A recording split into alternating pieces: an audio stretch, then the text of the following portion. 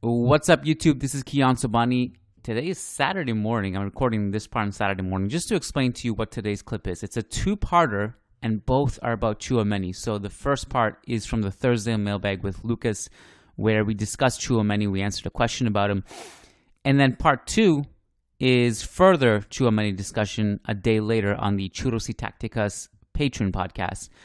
So I compiled these two together, and if you care about video, part two does have video. Some people care about that. They really want to see our faces when we talk, and I get that. So if you want to flip it to the tab for the video in part two with Diego, you can definitely do that. I'll just add some more thoughts to this entire discussion. Again, this is Saturday morning, and so I just want to add some further thoughts. I think Tchouameni would be a really, really good signing. I understand he's not a priority. I understand that a lot of people feel that, we need a right back and a center back, and that's true. I don't think Real Madrid would go and sign Tchouameni if they knew it meant they also wouldn't be able to get some of those other positions fortified. I'll just put it that way. There's no way the club goes into this blowing all their cash on Tchouameni and not signing anyone else. It doesn't work like that. Just because you sign Tchouameni and he's not a priority doesn't mean that you can't sign those other players you want. And let's be honest, it's very possible that center backs and right backs will come through free agency in the summertime. And I don't think it would take away from that budget. That's just something important that I think needs to get out there, because I think a lot of the pushback with Tchouameni was because of that. Pushback number two that I've seen a lot from fans on Tchouameni is that we already have a defensive midfielder, and we have other players like Camavinga and Fede Valverde, and particularly Camavinga's name gets thrown into this mix a lot as a defensive midfielder. I want to clarify something. Whether you agree or not, it doesn't really matter to me. I'm going to present it to you, take it or leave it. And I've done a lot of scouting on Camavinga, both when we signed him and also when, just throughout the games, revisiting the film, going back at the data, looking at how he fits and who he is as a footballer. Camavinga is not a defensive midfielder. He's not a six. He does not thrive in that role. He has problems with over-dribbling out of pressure. He does not play a deep-lying playmaker quarterback role. Kroos, in a lot of ways, can play that role a lot better because he can actually at least play a lot of vertical passes from deep. Camavinga is a really good ball carrier. He can get you from point A to point B, and I actually think he needs to work on that even more, because that is a strength. But his strength also turns into a weakness sometimes, because you can see 30 yards of space in front of him where he's capable of carrying the ball, but he'll just turn around, make a simple pass, and play it too safe and go back into position when we need him to put the foot on the pedal. And that's where Kovacic was so reliable. I do not see him as a six. I see him as a line-breaking box-to-box midfielder who can give you a lot of good coverage defensively as well. But he's not a deep-lying playmaker. And Tchouameni is someone kind of for the future, obviously, but also he is someone that you can actually rotate in. Casemiro has been running to the ground for years now. He's playing too many minutes.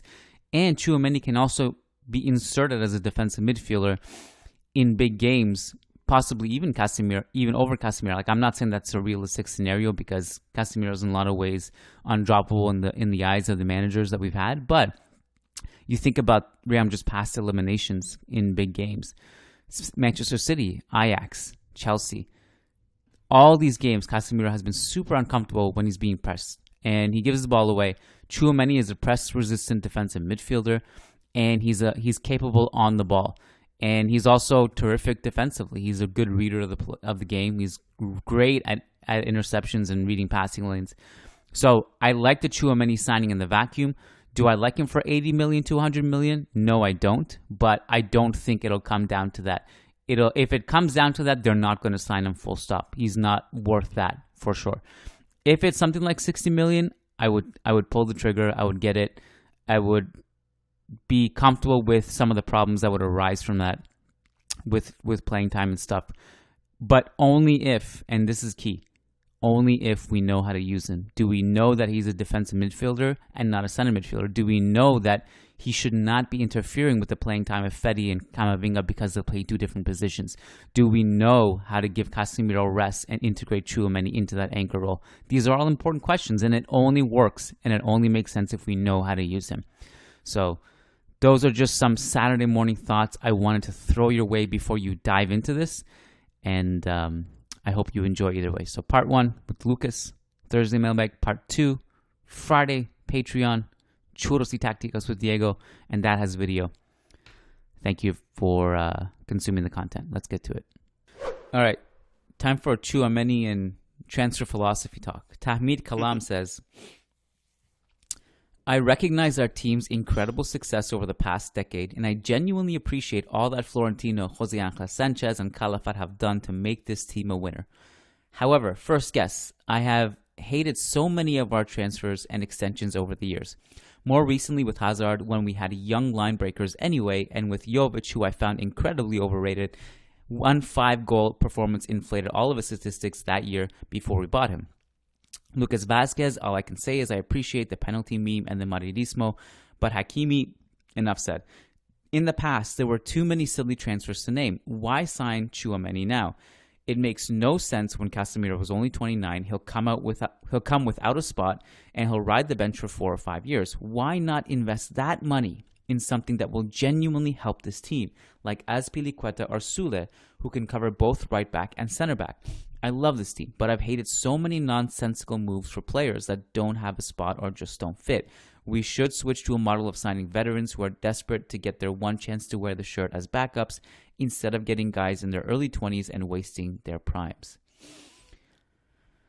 Look, I have to say that I would agree on Tchouameni's fit within the team right now. I think that Casemiro still has 2 or 3 seasons where he will just be pretty much starting every single game, as we've seen for the last few years. He's not a player who's injury prone or has needed rotating often in pretty much ever. So I would agree that spending 60 million on a player like Tchouameni, I mean, he's not 18, he's not like Camavinga, if you will. Like Camavinga can actually use these 2 or 3 seasons ahead of him to improve and grow up and mature as a man and also as a player, and also develop and learn new positions. While Tchouameni, he's obviously not old, but he's 22 and he seems to be ready for important and relevant minutes right now. And this is something that he might not be able to get in Real Madrid. So I would agree with Tahmid's point about his signing. I just don't think he's a need right now, especially if Camavinga can learn the defensive midfield position. And maybe let's talk about Tchouameni first, and then we can discuss the global aspect of the question when, about other signings. All right, so allow me to put on my boxing gloves, go into the corner, and start punching back against you and Tahmid a little bit here. Although, look, if it's a case, if what you guys say becomes true, and we sign Tchouameni, and for 4 or 5 years he's on the bench and he doesn't play, I completely agree. Wow, what a waste. If we know how to use him properly and we understand what he is and who he is and how he's different from other midfielders, I think it's a great signing. So allow me to explain. Tchouameni is, if you're signing him purely as a defensive midfielder and not as a central midfielder, is a really good signing if you understand that aspect of it. That way, he would not get in the way of a Modric or a Fede and a Camavinga in their development. I think he's, as a defensive midfielder, as a pure anchor, he is the best option we would have, and far better than these cameos that Camavinga and Fede play as the 6, because they are not defensive midfielders. They are box to box. They're central midfielders. They can do a lot more as in those roles than they can as the 6. Tchouameni can play the 6. I think you can sign him as a Casemiro backup, but also as a player who's good enough in big games, if you have the balls to do it, to actually play him ahead of Casemiro, because he is a press-resistant player and he reads the game really well. He reads passing lanes really well. He's positionally sound. He can put in great tackles. I think he's like in the 95th percentile or higher in tackles in his position. He's also just really good on the ball. Like, you can rely on him in that situation. So you can actually put him in big games ahead of Casemiro in these Champions League eliminations that have gone really bad in the past, like the Cities, like the Ajaxes, even the Chelseas, where Casemiro looks really uncomfortable on the ball. I think you can put him there. Now, whether he actually, that like me saying that is not going to speak it into existence because Casemiro is not going to get benched in big games. I don't think. Exactly. That's what I was going to say. Yeah. Yeah. So there's that, but I think if you use him as a player who can play that role really well and give Casemiro rest. Let's not pretend Casemiro hasn't been burnt out over the years, playing all the minutes he's had, both with Real Madrid and the Brazilian national team. It's been nonstop for him. Now, the counter to that is, well, Keon, can you see who our coach is? Do you see Casemiro getting rotated? I understand that. There's like counters to everything I'm saying, I suppose. But I'm saying if you know how to use him and you understand what his profile is, I would love to see him because I actually think in a lot of ways he fits what we're trying to do a lot better than Casemiro. That's where I stand on this. But again, if we're signing him just to bench him for 4 or 5 years, obviously I agree. It's a terrible signing. I agree with you when you say that he's good enough to compete for a spot with Casemiro, especially the way Casemiro has been playing for the last season or so. My problem is that I seem to be the only one, or we seem to be the only ones speaking and just realizing the fact that Casemiro has been quite poor, if not only mediocre, for the last season or so, and that some players actually might deserve a shot at the starting spot ahead of him. So that's my problem with the signing. Like, if I were the coach, I think Tchouameni would be ready to compete for Casemiro for the starting spot. Sample size is big enough for us to think and consider that Casemiro, as you mentioned, he's just not going to be benched no matter what happens, basically. So this is my main concern about Tchouameni. There's been a few games this season where Casemiro hasn't played, and we've tried different things and it just hasn't worked well at all. And Camavinga does not look comfortable there. There was another point. Oh, one of the points that I see a lot is like, well, this is not a priority. I agree with that. I don't think it's a priority. I also don't think that means you're not signing your priority as well. Like, just because you think like Real Madrid are sending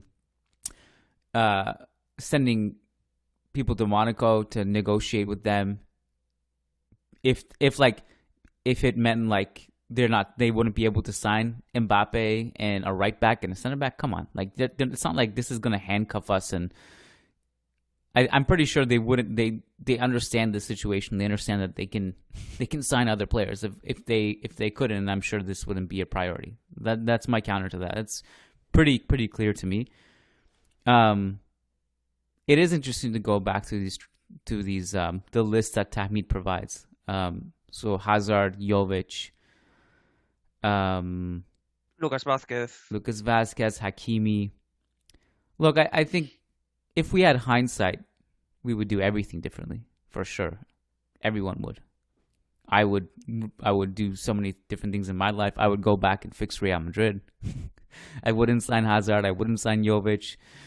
I would probably just see if I could make the financials work and keep Hakimi whatever way I possibly could.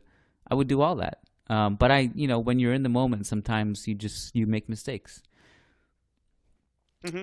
So, Yeah, but we were pretty vocal about Hakimi back in the day. Like, yeah. To us, Hakimi was a pure financial back thing to me, though. It wasn't like it wasn't, but doesn't make it necessarily right or wrong. I'm just saying, like, I don't think the club doubted his ability. I think it was more like, we have Carvajal and we need money, so let's do this. Yeah. Makes sense. And so I think maybe Zidane had something to do with it, because it seems that he wasn't a very big fan of Hakimi as a player, because even Hakimi has spoken about the fact that Zidane never gave him call. Didn't get a call during his during the 2-year loan spell in Dortmund, like congratulating for his development or his performances or whatever. So maybe Zidane had something to do with Real Madrid's decisions about that draft in this case. We don't know, but it's obviously you are 100% right when you say that hindsight is big in this case. Like, we never knew that Rainier would be this poor or would struggle so much during his first years in Europe. Otherwise, Real Madrid will never spend close to 35 million euros to sign him. So, but on the other hand, they also seem to struggle with Vinicius for sure, and there are reasons to be optimistic about Rodrigo's chances of becoming an elite player also. So, something has to give, and obviously you make mistakes because you are not perfect. And I also disagree 100% disagree with the contract extension for Lucas Vázquez, and with the fact that Lucas Vázquez has played so many minutes this season. Although I realize that a big percentage of those have happened because Carvajal hasn't been able to stay healthy. But I just think that Real Madrid would need to find someone else if Carvajal can't stay healthy in order to be in that spot. So I would agree with Ahmed when he says that he has some problems with some of the decisions Real Madrid have made in the past. That's for sure. What I also wanted to, by the way, like, the Azpilicuetas and Sules, like those type of players. If you want to sign those types of players, I don't think it takes away from a signing like this, because those guys will be on free signings. Their contracts are expiring. You can pick them up in addition to these guys, I think. So I don't see them necessarily getting in the way of each other. So I think you can still do that. I also think there was something else that you said that I wanted to touch on. I can't remember what it was now, but it might come to me. But I also will say the idea that, like, if Casemiro's only 29,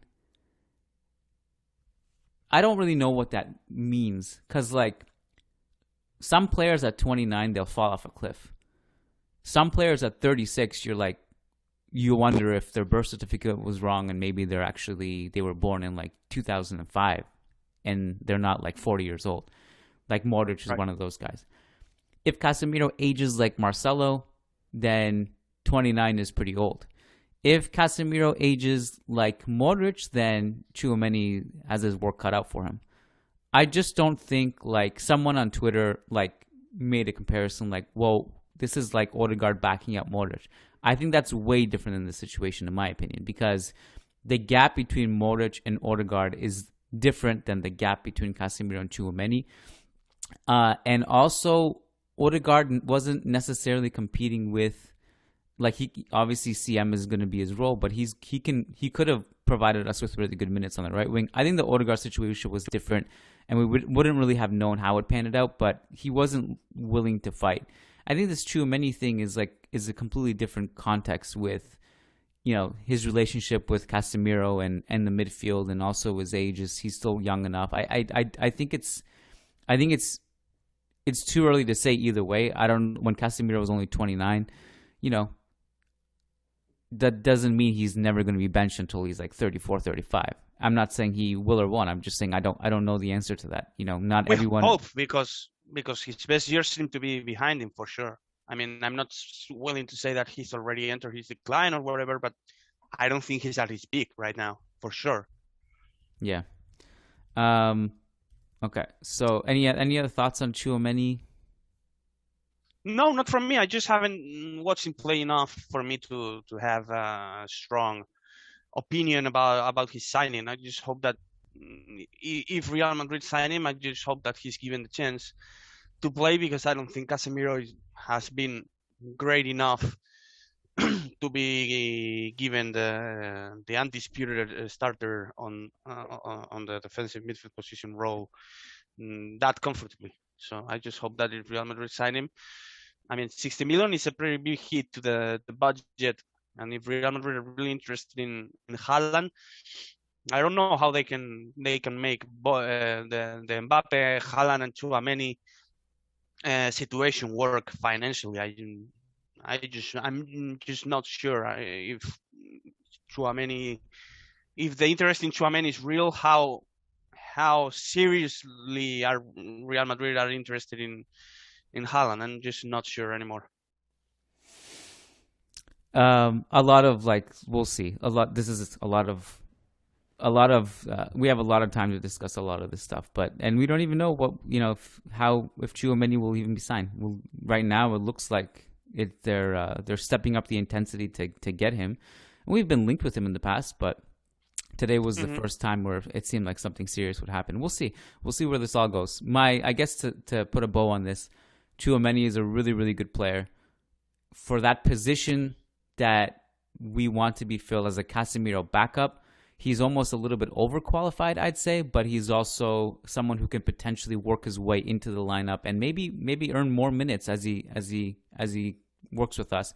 And he can play the defensive midfield position better than Camavinga or Fede Valverde or Toni Kroos. So that's where I stand on this. We'll see. Everything else is like that's the analysis in a vacuum. Everything else in terms of, does he take money from another signing? Is he a priority? Is he going to get playing time? All that stuff those are all valid concerns. But in a vacuum, I think he's a really good player who I think can really provide us with something useful and valuable for years to come.